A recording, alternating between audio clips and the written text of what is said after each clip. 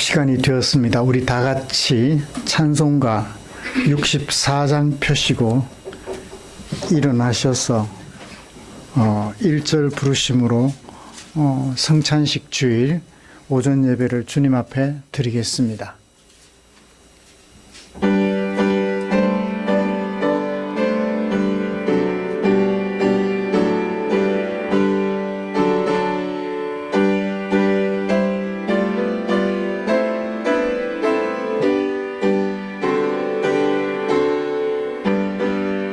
기뻐하며 경배하세 영광의 주 하나님, 주 앞에서 우리 마음 피어나는 꽃 같아 죄와 슬픔 사라지고 의심 구름 거치니 변함없는 기쁨의 주 밝은 빛을 주시네. 아멘.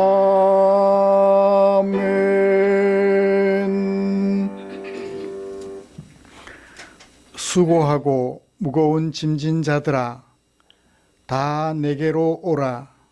내가 너희를 쉬게 하리라. 아멘. 전능하사 천지를 만드신 하나님 아버지를 내가 믿사오며 그 외아들 우리 주 예수 그리스도를 믿사오니, 이는 성령으로 잉태하사 동정녀 마리아에게 나시고 본디오 빌라도에게 고난을 받으사 십자가에 못 박혀 죽으시고 장사한 지 사흘 만에 죽은 자 가운데서 다시 살아나시며 하늘에 오르사 전능하신 하나님 우편에 앉아 계시다가 저리로서 산자와 죽은 자를 심판하러 오시리라. 성령을 믿사오며 거룩한 공회와 성도가 서로 교통하는 것과 죄를 사하여 주시는 것과 몸이 다시 사는 것과 영원히 사는 것을 믿사옵나이다. 아멘. 찬송가 94장입니다.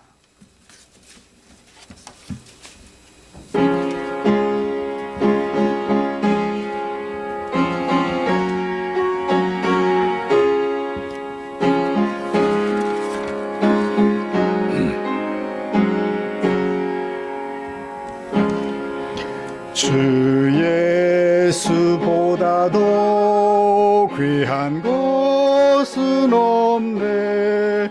이 세상 부귀와 바꿀 수 없네. 영죽은 내 대신 돌아가신 그 놀라운 사랑 잊지 못해. 세상 즐거움 다 버리고 세상 자랑 다 버렸네.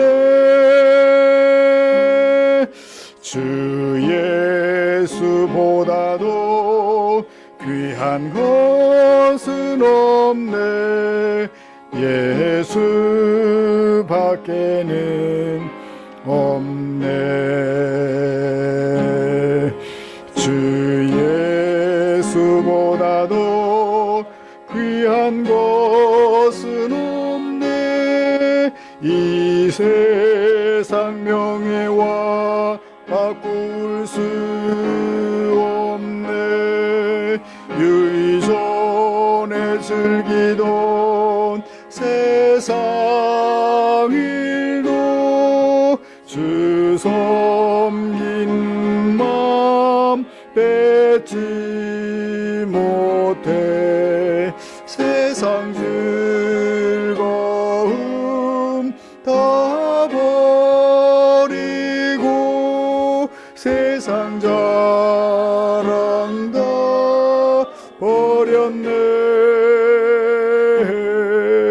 주 예수보다 귀한 것은 예수밖에는 없네.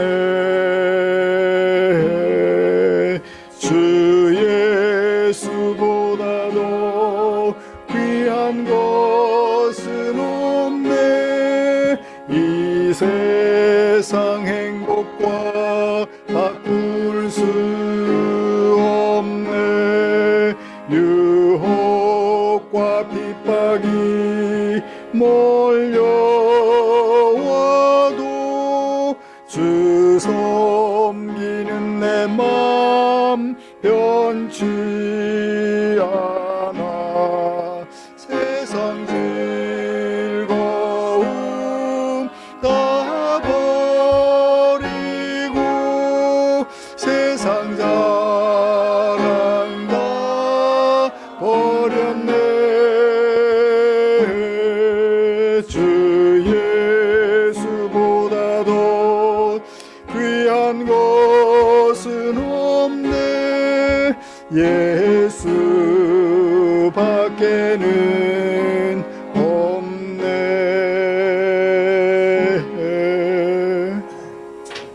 아멘. 교독문 91번입니다. 성찬 교독문 함께 교독하겠습니다.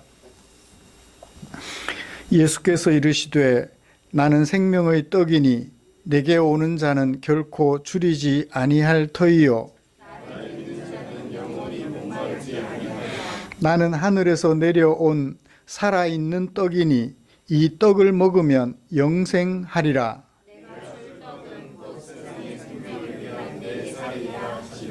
내 살을 먹고 내 피를 마시는 자는 영생을 가졌고 마지막 날에 내가 그를 다시 살리리니 내 살을 먹고 내 피를 마시는 자는 내 안에 거하고 나도 그의 안에 거하나니 살아계신 아버지께서 나를 보내심에 내가 아버지로 말미암아 사는 것 같이 나를 먹는 사람도 나로 말미암아 살리라. 새 계명을 주노니 너희에게 주노니 서로 사랑하라. 내가 너희를 사랑한 것 같이 너희도 서로 사랑하라. 이로써 모든 사람이 너희가 내 제자인 줄 알리라. 아멘. 자리에 앉으셔서 찬송가 227장 함께 부르겠습니다.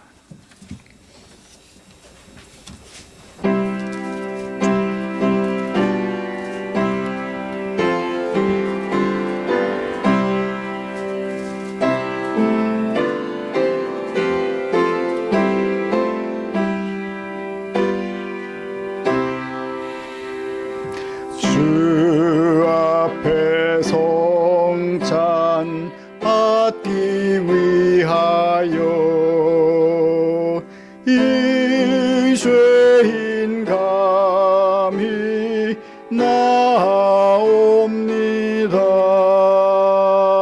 주 공로 믿고 떨며 나오니 내 죄를 용서하여 주소서. 죄 길로 나가 방황했으나 주 앞에 감히 돌아옵니다. 자녀 될 자격 내게 없어도 주 나를 용납하여 주소서. 한 번만 주의 음성 듣고도 그 말씀 내게 능력 되어서 이 세상 마귀 유혹 이기고 원수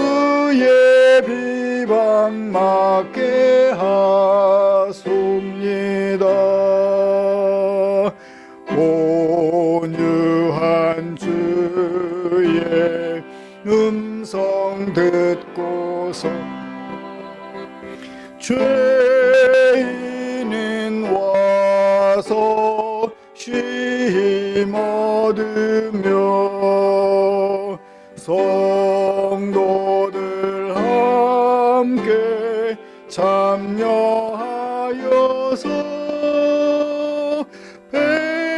베푸신 잔치 먹게 됩니다. 기도와 찬송 주께 드리고 주님의 떡과 잔을 받으니 내 맘에 주여 들어오셔서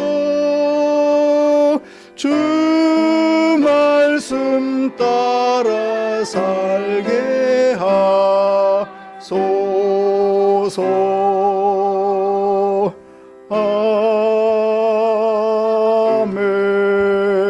아멘. 이 시간에는 주진아 집사님 나오셔서 우리를 대표하여 기도해 주시겠습니다.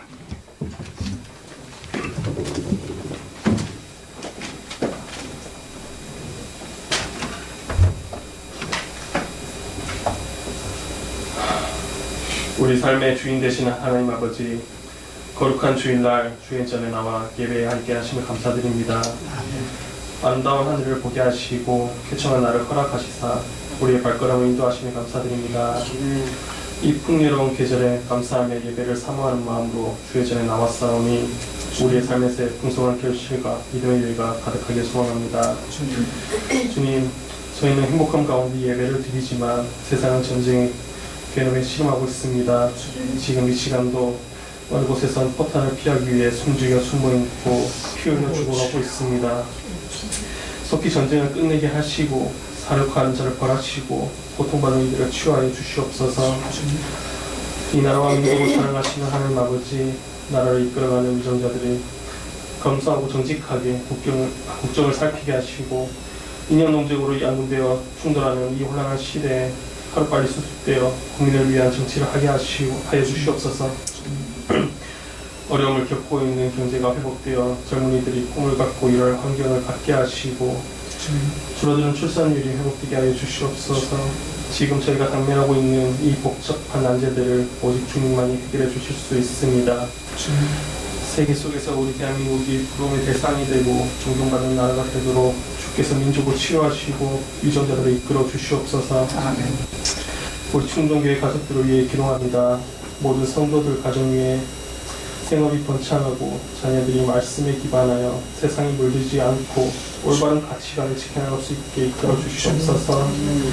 또 병중에 있는 성도들을 위해 기도하오니 저들의 고통과 신음에 귀 기울여 주시옵시고 주님의 치유의 손으로 만져주시사 회복하는 놀라운 은혜가 있기를 소망합니다.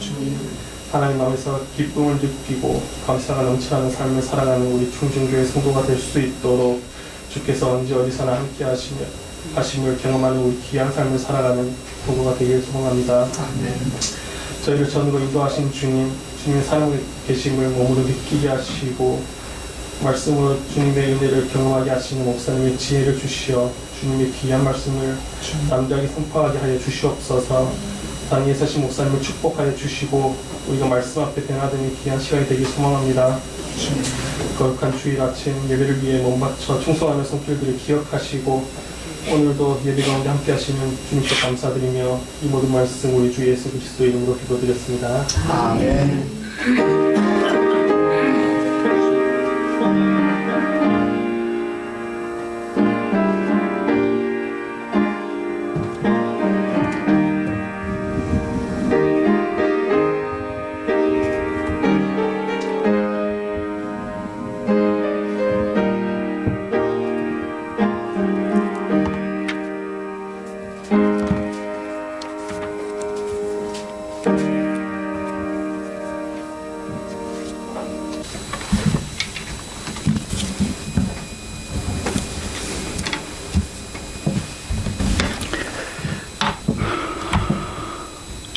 오늘 우리가 함께 묵상할 하나님의 말씀은 고린도전서 11장 33절과 34절입니다.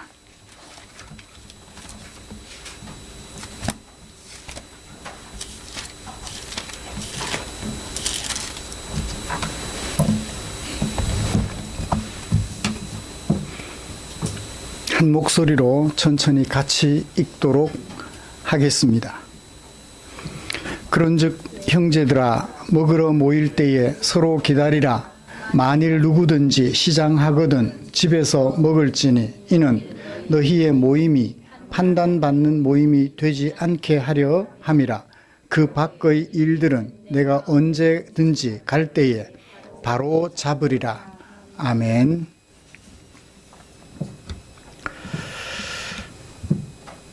우리는 지난주에 성령으로 충만한 교회 안에 생겨났던 갈등과 원인을 잘 극복해낸 교회의 모습을 사도행전 6장 1절부터 7절까지 말씀을 통하여 살펴보았습니다.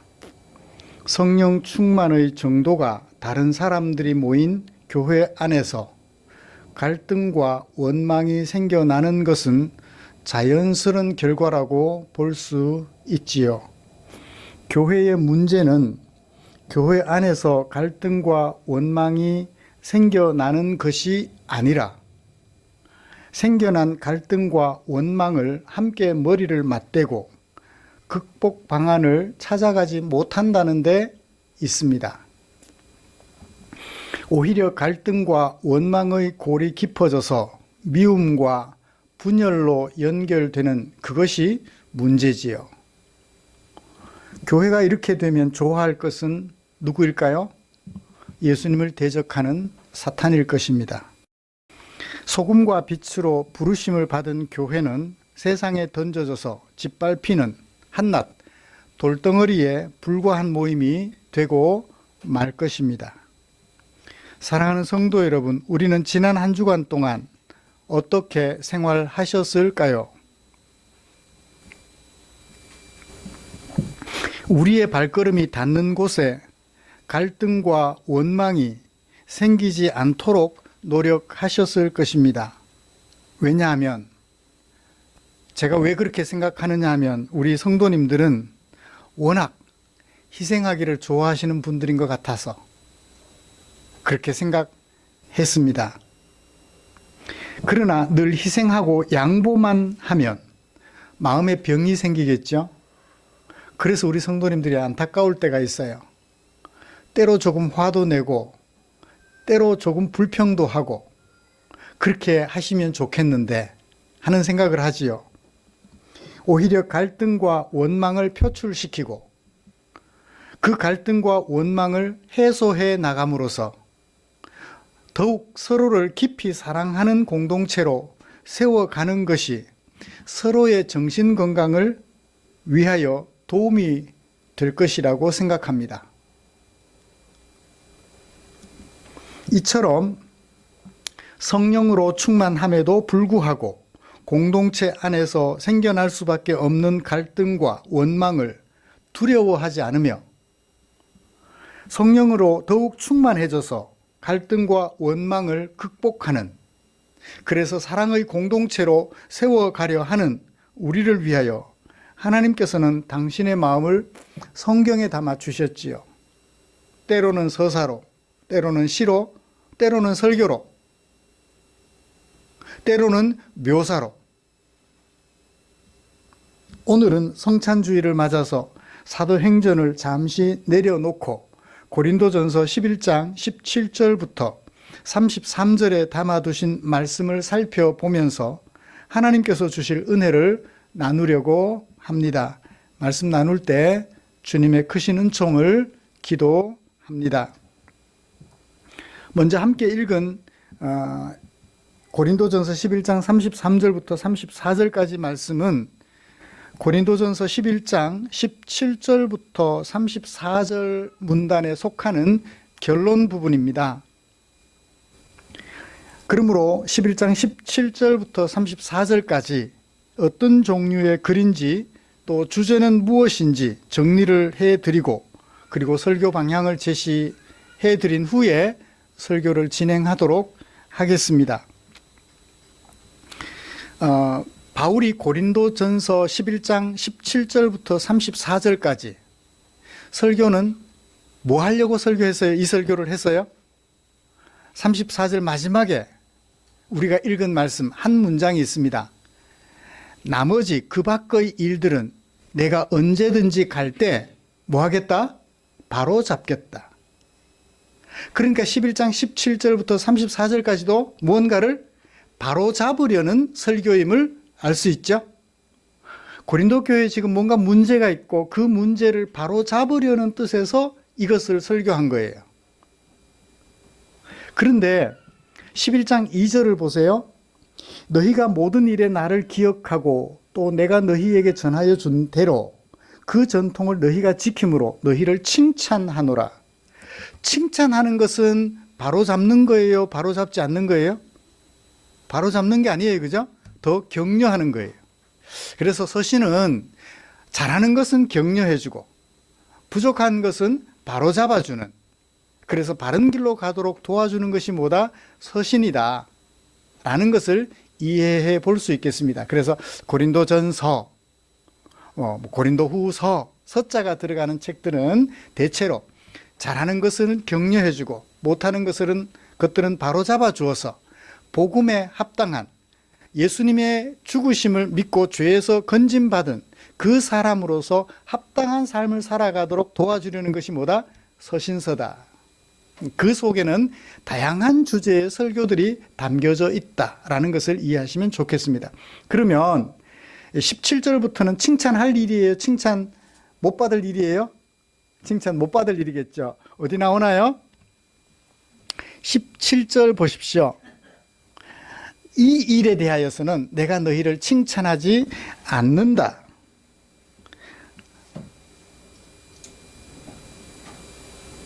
또 칭찬하지 않는다는 얘기가 또 한 번 나와요. 이야기의 결론으로 22절. 이것으로 칭찬하지 않는다.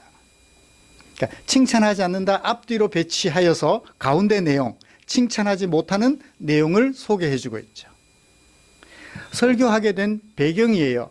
칭찬할 수 없는 일이 있어서, 바로 잡아야 할 일이 있어서 설교하겠다는 거예요. 그죠? 설교 도입부에 해당되죠? 17절부터 34절까지 설교를 하는 이유, 도입 부분에 해당되겠습니다. 그럼 이제 칭찬 못할 일을 발견했으면 어떻게 해야 돼요? 이제 바로 잡아줘야 되잖아요. 그래서 23절에 뭐라고 시작하느냐 하면, 내가 너희에게 이것과 관련하여 전해준 것은 이러하다. 자신이 고린도 교회를 방문하여 가르쳐 주었던 성찬에 대하여 다시 한번 되짚어 줍니다. 그리고 그 전해준 그것에 근거하여서 어떻게 성찬을 시행해야 하는지, 성찬식을 시행해야 하는지 대안을 두 가지로 제시해 줘요.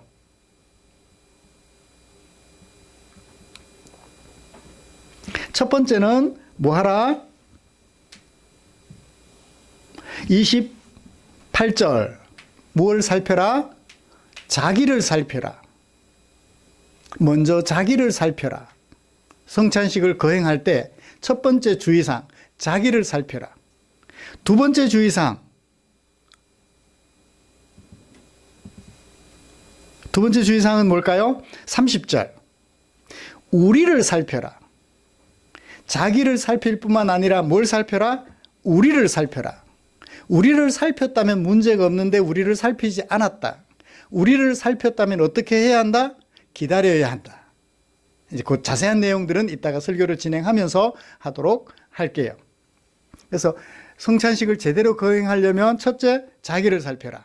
그 다음에 우리를 살펴서 뭔가 부족한 것이 있다면 기다려라. 기다렸다가 해라. 그 얘기죠. 우리를 살피라는 얘기에 결국.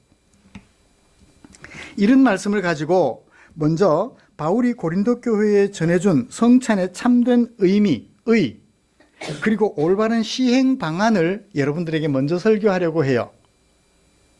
어디서부터 어디까지? 23절부터 마지막 절까지를 먼저 설교하려고 합니다. 그리고 이어서 바울이 칭찬해 줄 수 없다고 지적했던 내용, 곧 바울이 전해준 것과 달리 성찬식을 잘못 거행하고 있는 고린도 교회의 현실을 살펴보려고 합니다. 고린도 교회가 노출시킨 문제를 살펴보면서 오늘 우리를 살펴봐야 되겠죠? 바울이 권면해 준 그 권면, 설교에 따라서 고린도 교회가 하지 못하고 있다면 우리가 그들의 모습을 우리의 모습에 반추해보고, 그리고 어떻게 해요? 우리 자신을 똑같이 바로잡아가면 되겠죠. 그러면 바울이 전해준 이 설교의 목적이 오늘 우리에게도 달성이 될 거라고 믿습니다. 먼저 바울이 고린도 교회에 전해준 성찬의 시행 방안에 대하여 이야기를 좀 나눠보겠습니다. 성찬의 제정 과정을 먼저 좀 보죠. 성찬식의 제정 과정. 23절에 보면 내가 너희에게 전해주었다. 무엇을 전해줬어요? 주께 받은 것을 전해줬다. 그러니까 자신이 창작해서 전해준 것이 아니고 주께로부터 받은 것을, from the Lord, 주께로부터 받은 것을 너희에게 전했다. 그런데 그 주께로부터 받은 예식은 언제 시행했었나요? 부사구가 하나 있죠. 시간을 나타내는 부사구. 밤에. 주께서 그 성찬식을 언제 행했어요? 밤에. 밤에 하는 식사를 뭐라고 그래요? 아침은 조찬, 점심은 런치, 오찬, 저녁은 만찬, 디너. 무엇으로 성찬식을 거행했나요? 그러니까 성만찬이라고 해도 틀리지 않아요. 우리는 지금 점심시간에 그것도 약식으로 했지만 만찬이었어요. 무엇으로 식사했나요? 떡과 잔으로. 왜 떡과 잔일까요? 지금 예수님이 십자가에 못 박히시는 이 절기가 무슨 절기? 이스라엘 백성들에게 있어서 유월절이죠. 애굽에서 종로로 타던 땅 애굽에서 하나님이 인도하여 내시고 가나안 땅으로 이끌어 들이시던 시작점 유월절이죠. 첫 번째 절기, 하나님의 구원하심을 기념하는 절기, 바로 유월절이었습니다. 그 유월절에 뭘 먹어요? 양을 잡고, 흠 없는 어린 양을 잡고 그 피는 문설주에 바르고, 그리고 그 고기와 함께, 구운 고기와 함께 무교병, 발효시키지 않은 떡, 발효시키지 않고 구운 떡, 무교병과 그 다음에 쓴 나물을 먹었던 것을 기억합니다. 피를 문설주에 발랐던 것은 제가 성찬식을 거행하면서도 얘기를 했습니다만 예수님의 피는 뭐다? 뭐로 상징한다? 가나 혼인잔치에서 포도주를 메타포로 사용하여 예수님이 흘리실 보혈을 얘기한다고 말씀을 드렸잖아요. 포도주가 떨어졌으면 어느 항아리에 물을 채우고 포도주를 만들어야 되나요? 포도주를 담았던 항아리에 물을 채우고 그리고 그 물을 포도주로 변하게 만드셔야죠. 근데 예수님은 굳이 어느 항아리에? 정결케 하는 예식에 쓸 물을 담은 항아리에 물을 채우라고 그래요. 여기가 아니고 여기. 이유가 있을 거 아니에요, 그죠? 왜냐하면 포도주를 담았던 항아리하고 정결케 하는 예식, 약간의 허드렛 물을 담아두는 항아리는 질이 다르잖아요. 근데 굳이 여기에 물을 담으라고 말씀하셔요. 이유가 있겠죠. 그 이유를 말씀하시면서 끝에 가서 이 표적을 행하셨는데 예수님이 말씀하시기를 뭐라고 하셨나요? 내 때가 아직 아니다. 십자가에 못 박혀 피를 흘릴 때가 아니다. 그러므로 가나 혼인잔치에서 정결케 하는 예식에 물을 담아두고 그 물을 포도주로 바꾸신 것은 예수님이 십자가에 못 박혀 흘리실 피를 나타내기 위한 사인, 표적이다라는 거예요. 예수님 만나면 물이 포도주가 됩니다. 우리 기적 경험할 수 있어요. 그것이 아니고 예수님은 자신의 정체성을 드러내려고 그 혼인 자리에서 정결케 하는 예식에 물을 담게 하시고 그걸 표적으로 활용하신 거죠.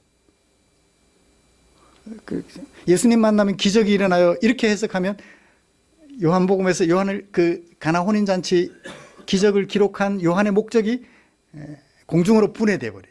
안타까운 일이죠. 그래요. 포도주는 왜 예수님은 포도주일까? 피가 아니고 피를 나눠 마실 수는 없잖아요. 그죠?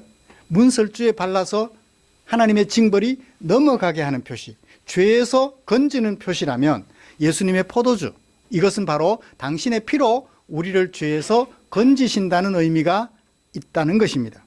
그 다음에 뭐예요? 떡이에요. 떡은 떡인데 어떤 떡? 무교병, 발효시키지 않은 떡, 맛을 위해서 먹는 것이 아니라 우리에게 생명을 주는 예수님이 떡이심을 나타내는 거죠. 이것도 잠깐 설명하고 넘어갈게요. 빈들에서 예수님이 사람들을 모아놓고 하나님 나라를 설교하셨어요. 어두워졌어요. 엄청나게 많은 사람이 모였는데 저녁 늦은 시간이 되었어요. 제자들에게 말씀하셔요. 너희들이 떡을 주라. 저들에게 떡을 주라. 계산해봐요. 200데나리온. 우리가 할 수 없는 떡입니다. 이들을 다 먹일 수 없는 불가능한 떡입니다. 그 다음에 인근에 식당 다 수집하면 어떻게 될까요? 그 많은 사람들을 한꺼번에 식사 대접할 만한 식당들이 얼마나 있었을까요? 요즘같이 포항 이동에도 식당이 많지만 그 식당들을 다 모아도 그죠? 안 될 것 같아요. 예수님께서 왜 아시면서 니들이 주라고 말씀하셨을까요? 너희들은 줄 수 없는, 사람이 줄 수 없는 생명의 떡을 주시는 분이라는 것을 상징으로 표적으로 나타내 보여주기 위해서 굳이 너희들이 주라고 제자들에게 너희들이 주라고 말씀하셨던 것이죠. 너희들은 줄 수 없는 생명을 나는 준다. 나는 생명을 주는 존재라는 것을 드러내려고 오병이어 표적을 행하였던 것이죠. 근데 그걸 우리가 예수님께 가진 것 작지만 그거 드리면 예수님이 놀라운 이적을 행하셔요. 그렇게 가버리면 헌신, 봉헌으로 가버리면 그것을 기록한 성경 저자 의도는 공중분해돼 버리죠. 공중분해돼 버리죠. 헌금할 때 그걸 가지고 우리도 오병이어를 드리면 성경을 완전히 왜곡하는 것밖에는 되지 않는다는 것을 우리는 압니다. 그래요. 그래서 떡과 잔이었던 거예요. 우리를 위하여 자신의 몸을 바쳐 우리를 죄에서 건지시는 분이라는 것을 나타내는 마지막 식사 장면이라고요. 그게 유월절에 있었던 떡과 잔이었습니다. 이렇게 떡과 잔으로 성찬식을 제정한 의의는 뭘까요? 마태복음 26장 28절에 잘 소개되어 있습니다. 바울이 여기서는 소개를 잘 못했어요. 만찬에서 드러내는 의의는 이렇게 말했습니다. 이것은, 성찬식을 행하는 이것은 죄 사함을 얻게 하려고, 뭘 하려고? 죄 사함을 얻게 하려고 많은 사람을 위하여 흘리는 바 나의 피 곧 언약의 피니라. 우리로 하여금 죄 사함을 얻게 하려고 예수님이 흘리신 피, 예수님이 찢어주신 살이라는 것입니다. 그걸 나타내려고 이 성찬식을 거행하게 한 거죠. 그러므로 성찬식을 거행할 때마다 나를 죄에서 죄를 사하시고 죄에서 건져내어 해방시키시고 하나님의 백성 되게 하셨다는 사실을 생각하게 되는 것이지요. 목적은 뭘까요? 성찬식을 제정해서 굳이 오랫도록 하라고 말씀하신 목적은 뭘까요? 24절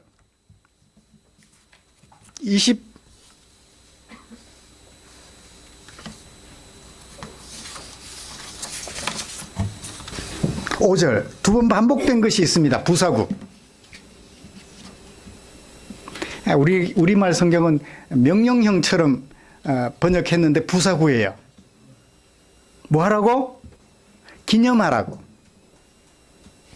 기념하는 게 뭘까요? 성찬식에 대하여 세 가지 학설이 있습니다. 첫째는 화채설. 우리가 성찬식을 거행하는 동안 떡은 예수님의 살로 변하고 화채, 변화할 화자, 몸체자 써서 떡은 살로 변하고 포도주는 뭘로 변하고 피로 변한다. 그럼 우리가 뭐가 돼요? 식인종이 돼요.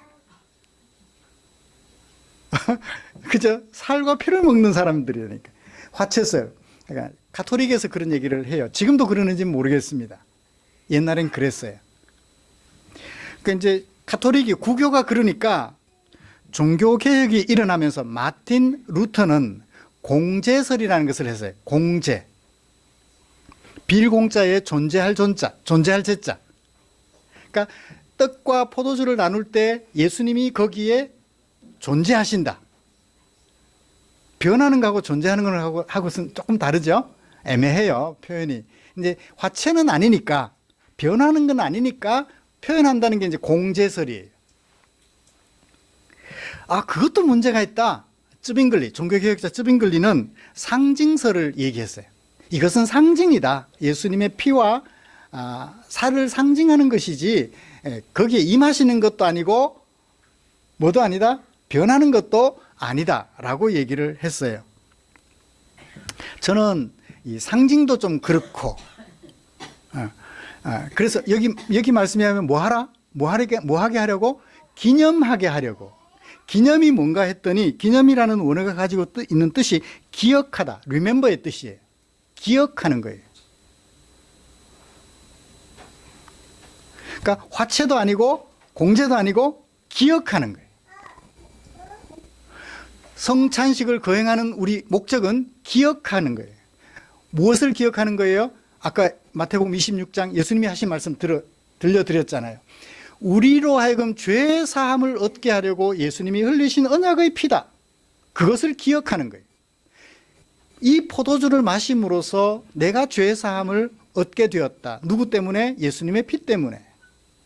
그것을 기억하는 목적이 있다. 언제까지? 주님 다시 오실 때까지. 오신 후에는 더 이상 기억할 필요가 없어요. 이미 온전한 하나님의 백성이 되었으니까. 기억조차 할 필요가 없어요. 왜 하나님의 백성이 되었지? 기억할 필요가 없어요. 끝났기 때문에. 주의 죽으심을 기억하는, 언제까지? 그가 오실 때까지. 26절에서 그렇게 얘기를 하고 있습니다. 그러면 이런 성찬식, 이런 의의를 가진 성찬식을 어떻게 거행해야 할까요? 처음에 설명드렸던 28절로 돌아갑니다. 자기를 살펴라. 자기를 살펴라. 그 다음에 이 떡을 먹어라. 그 다음에 이 잔을 마셔라. 자기를 살피는 게 뭘까요? 자기를 살피는 게 뭐죠? 우리를 어디서 무엇을 얻게 하려고? 죄에서부터 죄 사함을 얻게 하려고. 예수님이 피를 흘리셨다 했으니까 우리가 뭘 살펴야 돼요? 내 안에 이미 죄 사함은 얻었는데 내 안에 여전히 죄된 모습은 없는가? 그 죄된 모습이 성령으로 충만하게 된 초대교회에도 있었죠? 무엇 때문에? 저쪽 파 과부들은 구제해주면서 우리 파 과부들은 구제를 약간 좀 차이 있게 해주면 차별나게 해줌으로써 화가 난 거예요. 화가 나면 풀어가면 되잖아요. 근데 화가 나서 막 분쟁이 생긴 거예요. 심각한 문제가 됐죠. 그런 것들을 죄라고 그래요. 하나님은 화평과 의와 희락과 평강을 원하시는데 성령으로 충만하다는 사람들은 분열과 미움과 다툼을 하는 거예요. 그런 걸 하나님의 율법을 거역하는 것을 죄라고 그러는 거예요. 이미 내가 죄 사함을 얻었지만 무엇으로? 예수의 보혈로 말미암아 죄 사함을 얻었지만 여전히 내 안에 죄는 없는지 자기를 살피는 거예요. 이 피를 상징하는, 이 피를 의미하는 포도주를 마시면서 여전히 내가 아내를 미워하고 있는 것은 아닌가? 아내와 다투고 예배 참석했는데 이 다투는 마음으로 참석해도 될까? 그 순간 주님 집에 성찬식을 마치고 집에 돌아가면 남편과 아내와 화해하겠습니다. 마음에 결심하면서 참석할 수 있는 거죠. 나는 죄를 지었으니 이게 성찬식 하면 안 되겠어. 목사님 저는 안 마실래요? 안 먹을래요? 그러실 필요는 없어요. 이미 다 우리는 죄 사함을 얻었으니까 내 안에 죄가 발견되는지 그렇지 않는지 여부를 내 자신을 살펴보는 거예요. 첫 번째, 이 죄 살핌이 없이 참석하면 죄를 가볍게 여기고 하나님을 우습게 여기는 꼴이 된다라고 얘기를 해주셨습니다. 두 번째, 우리를 살펴라. 왜 우리를 살펴야 되느냐 하면 우리 안에 성찬식에 참여하고 싶은데 참여 못한 사람들이 있어요.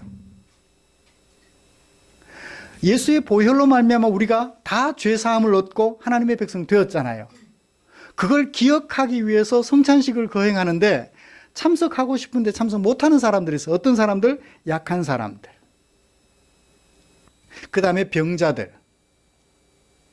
그 다음에 신분이 낮은 노예라서 안식일 전날 저녁까지 밤늦은 시간까지 일했어요. 피곤해 쩔어서 못 일어났어요.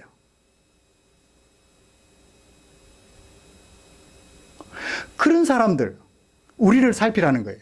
그래서 어떻게 해요? 참석하지 못하는 우리가 없도록 하라는 거죠. 병약한 사람이 있으면 어떻게 해요? 성찬식을 들고 가서라도 그 성찬식을 하게 하는 거죠. 아픈 사람이 있어서 못하면 어떻게 하죠? 들고 가서라도 그 성찬식이 어떤 의미가 있는지 기억하도록 도와줄 필요가 있다는 거예요. 그래서 우리를 살피라는 거예요. 결국 이 우리를 살피는 것은 신분, 병, 장애 모든 것을 초월하여 예수의 보혈로 말미암아 같은 하나님의 백성이 된 존재들이라는 것을 확인하는 기회였던 거예요. 근데 거기에서 제외가 되는 사람이 있어도 별로 신경 안 써요. 오히려 참석 못하게 방해해요. 니들은 참석하면 안 돼. 어떤 사람들, 주인들이 노비들을 너희들은 참석하면 안 돼 라고 노비들에게 말한다면, 그죠? 우리를 살펴볼 때 문제가 되겠죠. 그래서 우리를 살펴라는 얘기는 결국 우리는 하나다라는 것을 확인하게 하는 말씀인 거예요. 성찬식을 거행하면서 우리가 하나라는 사실을 생각하지 못하고 기억하지 못한다면 성찬식은 의미가 없다는 거예요. 내 마음에 안 드는 저 사람은 이 성찬식 안 왔으면 좋겠는데. 그죠? 한국 유교적 가치관을 가지고 죄라고 판단한 다음에 정죄하기 시작하는 거예요. 아, 이혼하고 재혼한 저 사람은 참석하면 안 되는데. 아니요. 지금이 중요하잖아요. 지금이 중요하잖아요. 살다 보면 이혼하고 재혼할 수도 있죠. 고린도전서에서 바울이 얘기를 하니까. 치지고 뽑고 터져서 정신을 못 차리고 사는 것보다는 차라리 이혼하고 사는 것도 괜찮다고 얘기를 하잖아요. 제가 이혼하라는 얘기는 아니에요. 목사가 돼서 이혼하십시오라고 말할 수는 없잖아요, 강단에서. 그렇게 이혼하신 분들에 대해 이해를 해주자는 거죠. 왜? 맨날 매 맞고 사는 걸 원하세요? 좀 자유롭게 살도록 해주면 안 되나요? 이혼 때문에 성찬식에 참석시키지 말아야 되나요? 그러니까 의도적으로 바람을 피우고 이렇게 막 의도적 범죄는 문제가 되지만 전혀 자신의 의지와 상관없이 그런 곤궁에 처했을 때는 차별하지 말아야 된다는 얘기예요. 설령 자의로 범죄 행위를 했다 하더라도 어떻게 해요? 회개할 기회를 주고 같이 참여할 수 있도록 해줘야 된다는 얘기. 우리를 살피라는 말의 의미죠. 예. 이렇게 해서 참여하라고 얘기를 했습니다. 이제 차별 금지에 대한 이야기였죠.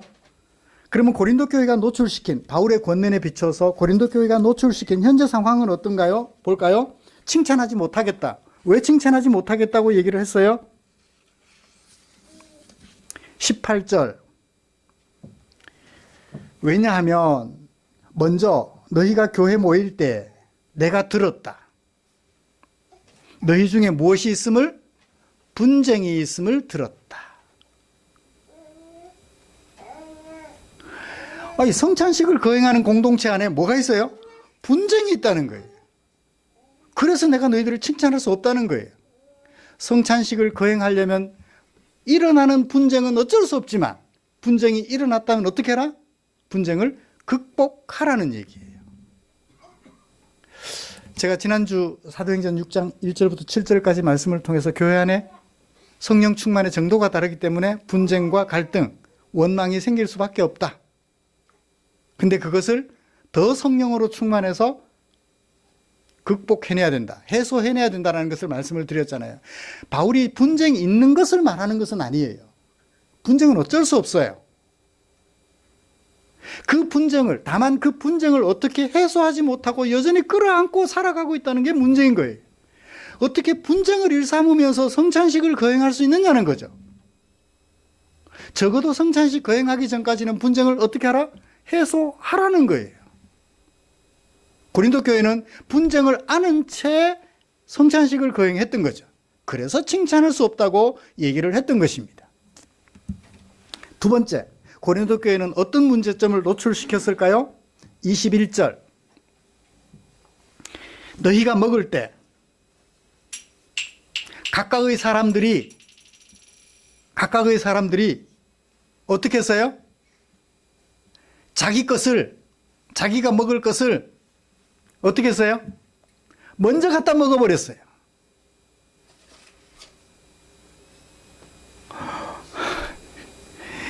그렇게 배가 고팠으면 집에서 먹지. 뭘 그렇게 먼저 먹어요, 그죠? 그런 사람이 있는가 하면 반면에 어떤 사람도 있어요? 시장했던 사람들이 있어요. 시장이 뭐죠? 배고팠던 사람들이에요. 먹을 끼니가 없어서 배가 고팠던 사람들이 그 시간에 왔어요. 또 어떤 사람은 취함이라 술에 취해서 왔어요.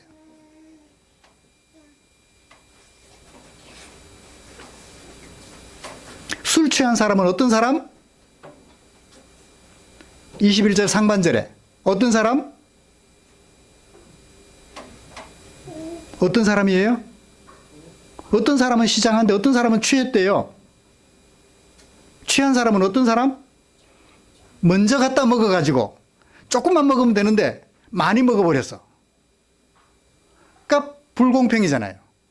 먼저 갖다 먹었는데 너무 많이 먹어서 도를 넘어갖고 취해버린 거예요.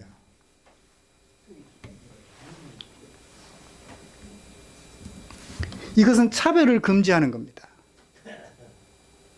내 마음에 안 든다고 저 사람하고 같이 먹을 수 없어. 그래서 먼저 갖다 먹어버리는, 그것도 과하게 먹어서 취해버리기까지 하는 고약한 현상이 그들 사이에 있었던 것이지요. 그들이 올 때까지 기다릴까요? 마냥 기다릴까요? 어떻게 해야 되죠? 데리러 가야 할까요? 데리러 갔으면 좋겠어요. 이동수단이 없어서, 교통수단이 없어서 못 왔어요. 이효진 집사님, 오천 도구에서 오시는데 못 오셨어요. 그럼 어떻게 해요?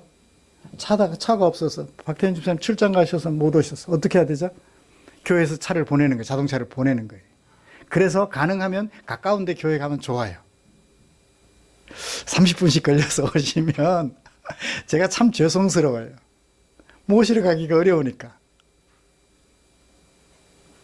멀리 있어도 병약해도 차별해서는 안 된다는 거예요.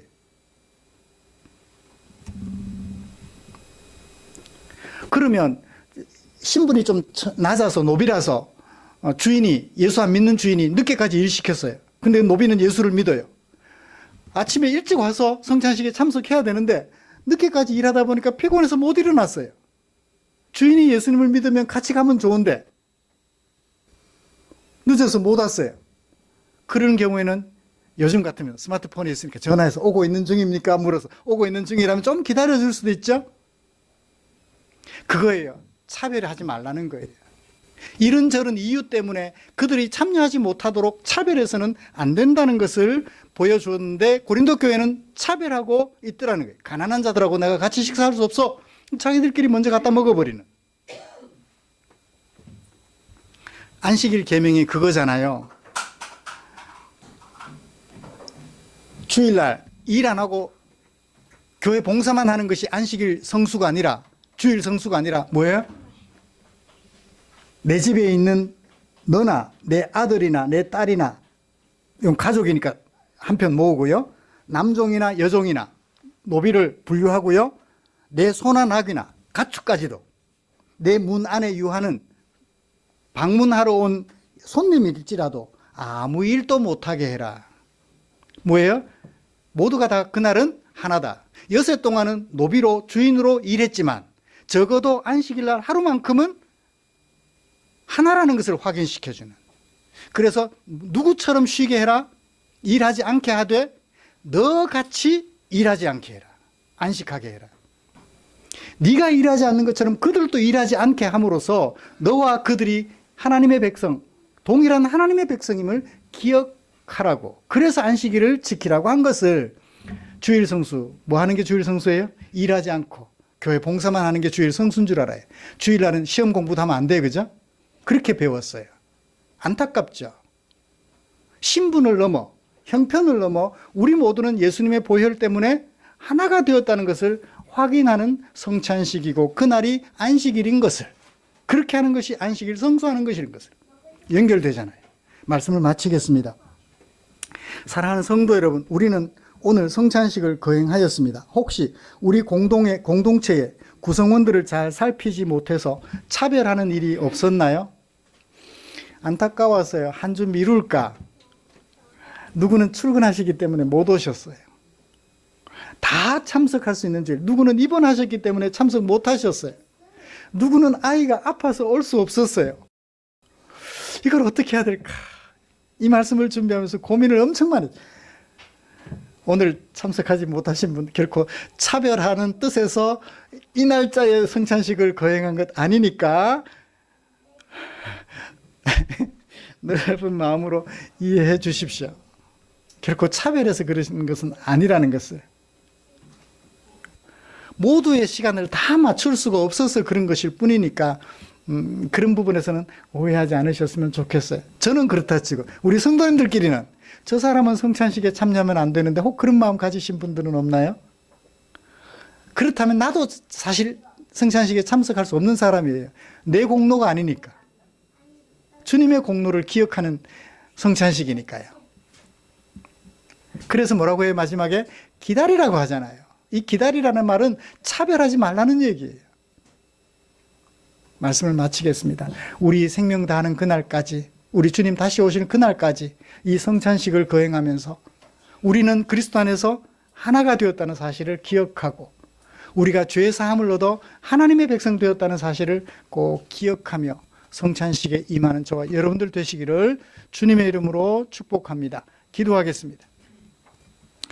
좋으신 하나님 감사합니다. 오늘 긴 시간 주의 말씀을 나누었습니다. 성찬식, 이것이 어떤 의미가 있는지, 어떤 목적으로 거행해야 되는지, 어떤 모습으로 진행을 해야 되는지 말씀을 통해서 살펴볼 수 있었습니다. 고린도 교회가 노출시켜 바로 잡아야 했던 부분들 혹 우리에게는 없는지 잘 살펴보았습니다. 앞으로 더욱더 견고하게 이 성찬식의 의의를 살리는 우리 포항 충정교회 성찬식이 될 수 있도록 은혜 내려 주시옵소서. 예수님의 이름으로 기도드리옵나이다. 아멘.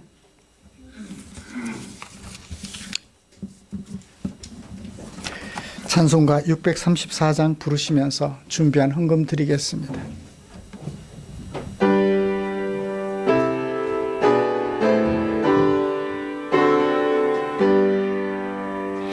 모든 것이 주께로부터 왔으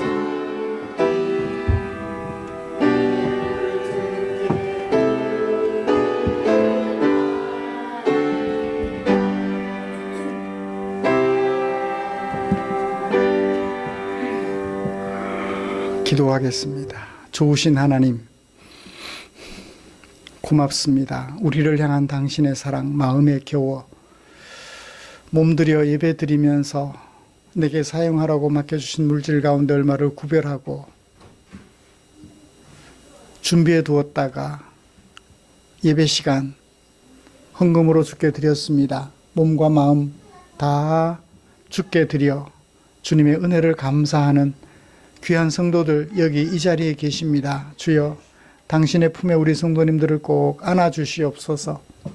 험한 세월 살아가는 동안 하나님께서 나와 함께 계심을 한순간이라도 잊지 말게 하시고 의와 희락과 평안을 추구하며 살아가는 아름다운 우리 성도들 되시도록 은혜 내려 주시옵소서. 또 주님 앞에 기도드립니다. 이 헌금 축사해 주시옵소서. 주님이 축사하시면 주님께서 생명의 떡이 되어 사람들의 배를 채워주고 아픈 곳을 치료해주며 없는 힘을 회복시켜 주시며 그들에게 하나님의 백성으로서 생명을 회복시켜 주실 줄 믿습니다. 주님 축사해 주시옵소서. 예수님의 이름으로 기도드리옵나이다. 아멘.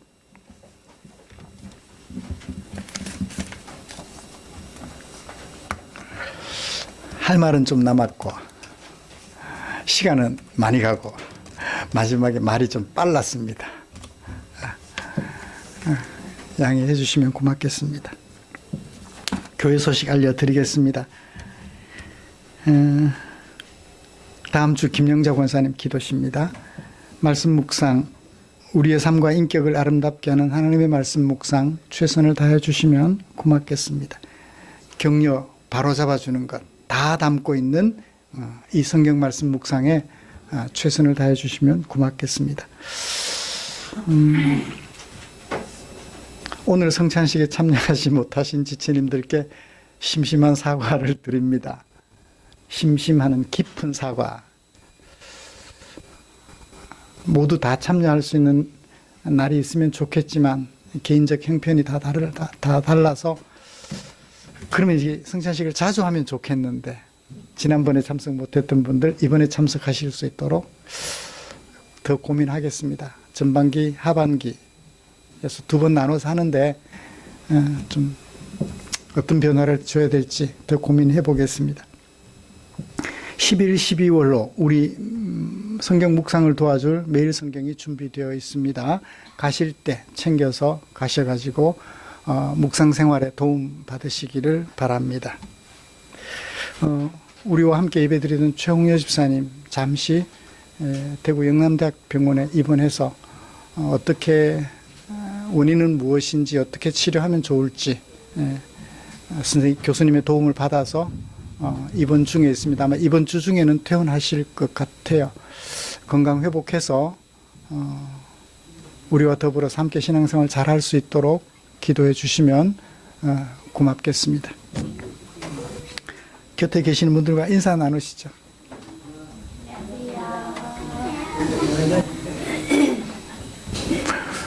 아마 정여 집사님은 온라인으로 예배를 드리게 될 것 같은데 홀로 앉아있는 권 집사님 좀 위로 많이 해주세요. 네, 찬송가 57장 펴시고 일어나셔서 찬송 부르고 축도함으로 예배를 마치겠습니다.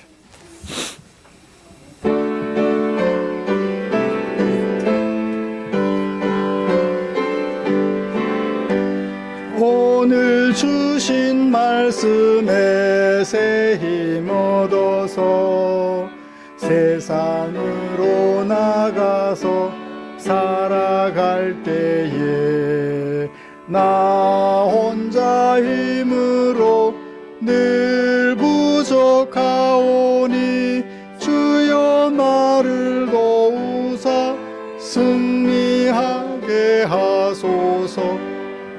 아멘. 기도하겠습니다.